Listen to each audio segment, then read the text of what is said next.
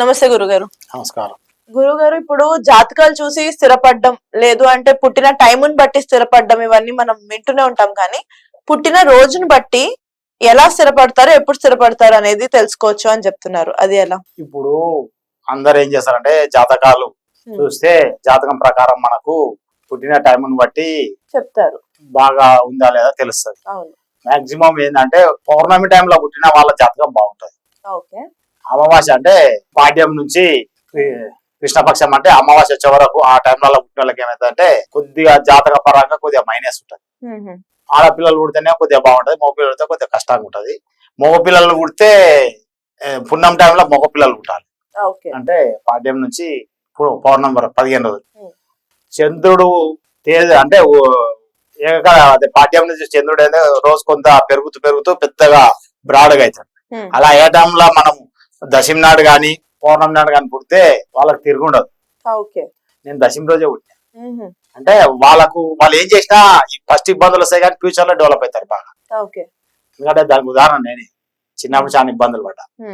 అయితే ఈ అమావాస్య ఏమైతే అంటే పౌర్ణమి అయిపోయినాక రోజు రోజుకు తగ్గిపోతుంది.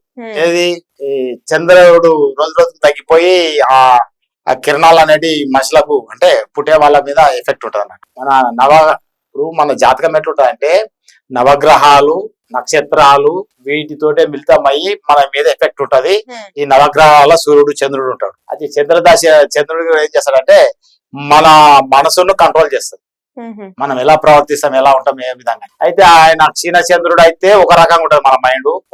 ఉద్భవించే చంద్రుడు అంటే వెళ్తురు అంటే పూర్ణం వచ్చే టైంలో ఉండే చంద్రుడు వేరే ఉంటాడు.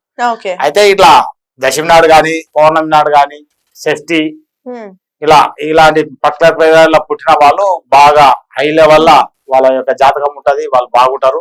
అందులో కూడా మన చేతిలో రేఖలు కూడా చూసుకుంటే దాన్ని బట్టి తెలుస్తుంది. అయితే మనం పుట్టిన డేట్ ను బట్టి ఆ రోజును బట్టి కూడా బాగా ఉంటాము. ఇప్పుడు సోమవారం పుట్టిన వాడేమో చక్కగా మాట్లాడతాడు, మంచిగా ఉంటాడు. మంగళవారం పుట్టినోడికి విపరీతమైన కోపం ఉంటది, ఎవరి మాట అయినాడు. బుధవారం నాడు పుట్టిన వాడికి ఏమో తెలివితేటలు ఎక్కువ ఉంటాయి.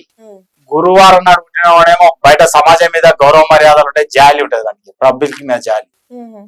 శుక్రవారం నాడు పుట్టిన వ్యక్తికి ఏమో ఎక్కువ ఇంట్రెస్ట్ ఎక్కువ అమ్మాయిల పైన, ఆపోజిట్ వాళ్ళ పైన ఇంట్రెస్ట్ ఎక్కువ ఉంటది. వాడు లైట్ కలర్స్ చేస్తాడు, బట్టలు గాని అతని మైండ్ గాని మొత్తం లైట్ గా అంటే డార్క్ లేకుండా లైట్ కలర్స్ గాని, లైట్ ఇంట్లో కూడా కలర్స్ గాని, అతను చేసే ప్రవర్తన గాని ఎక్కువ శాతం అతనికి అందం మీద ఇంట్రెస్ట్ ఎక్కువ ఉంటది శుక్రవారం పుడితే. శనివారం పుట్టిన వ్యక్తి ఏమో అసలు వాడు ఏ పని చేయాలన్నా గొంతు పైకి వచ్చేదాకా చూస్తుంటాడు. అంటే స్కూల్ పోవాలి, మనం స్కూల్ పోవాలంటే ఏం చేస్తాము, ఒకటో బెల్ ఆగానే గ్రౌండ్కి వెళ్ళిపోతాం, వెళ్ళిపోయి రెండో బెల్ కాగానే లైన్ ఆడతాం. వీడు ఏం చేస్తాడు, శనివారం పుట్టినవాడు ఇడియారో కూర్చుంటాడు, ఇంకా రెండో బెల్ కాలేగా, రెండో బెల్ గనగన సౌండ్ వస్తుంటే లేచి పరిగెత్తాడు. 10 నిమిషాలు 2 నిమిషాలు 1 నిమిషాలు ఆయాస పడుతూ వెళ్తాడు. కానీ అప్పటిదాకా డిమ్గా కూర్చుంటాడు.